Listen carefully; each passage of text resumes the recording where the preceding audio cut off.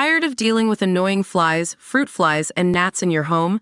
The Zevo Flying Insect Trap is your ultimate solution. Don't wait. Check out the link in the video description now to get your Zevo Flying Insect Trap on Amazon and enjoy a bug-free home today. Kamala Harris said she will sit down for a media interview by the end of August after being repeatedly criticized by Republicans for not doing one. Harris has not given an in-depth interview since she became the Democratic presidential nominee, but she told reporters on Thursday night that "I've talked to my team. I want us to get an interview scheduled before the end of the month." She did not indicate a more specific date or what news outlet she would sit down with. Harris is spending Friday campaigning in Arizona as part of her battleground state tour with running mate Tim Walz. She spoke to journalists traveling with her, taking questions shortly after her Republican rival Donald Trump held an hour-long press conference at his Florida home of Mar-a-Lago. In his remarks, Trump alleged that Harris is not smart enough to do a news conference. "And I'm sorry, we need smart people to lead this country." Harris did not address a few topics when asked about them by reporters, including criticism of Walz for his military record. But the Democratic nominee confirmed she will trump on September 10th, a debate that will be hosted by ABC News.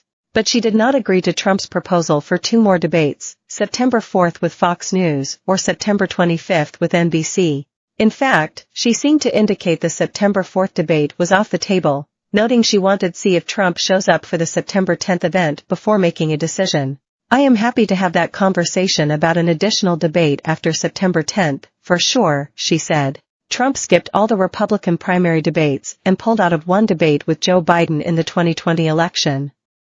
The former president also had exited the ABC debate, which he originally agreed to when Biden was still the nominee, before re-agreeing to attend.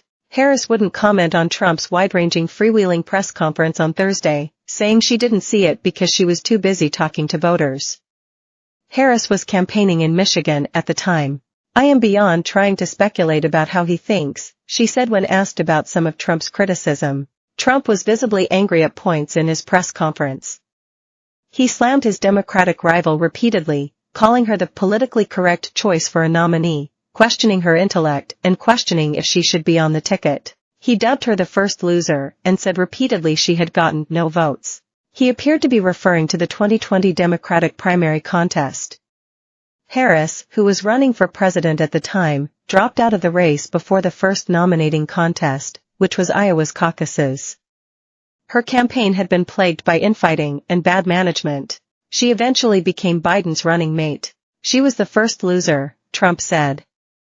"She was the first one to quit, and she quit. She had no votes, no support, and she was a bad debater, by the way, very bad debater." Trump will be campaigning in Montana on Friday night. Harris, in her short back-and-forth with reporters, also didn't address criticism of Walz's military record. "Listen, I praise anyone who has presented themselves to serve our country. And I think that we all should," she said. The Minnesota governor was accused of quieting his National Guard unit after it was informed it was being deployed for Iraq. He served for more than 2 decades in the Army National Guard, and that was part of his appeal to Harris, who has no military experience. The timing of his separation from the military surfaced during his 2018 campaign for governor. Retired Command Sergeant Major Thomas Behrens of the Minnesota National Guard accused Walz of having embellished his record and of having abandoned his unit when he left the Guard to run for Congress. Walz dismissed the charges, calling them a bipartisan political attack. "After completing 20 years of service in 2001, I re-enlisted to serve our country for an additional 4 years following September 11th and retired the year before my battalion was deployed to Iraq in order to run for Congress," he wrote at the time. Walz, 60, enlisted in the Guard at the age of 17. He became the highest-ranking enlisted soldier to serve in Congress.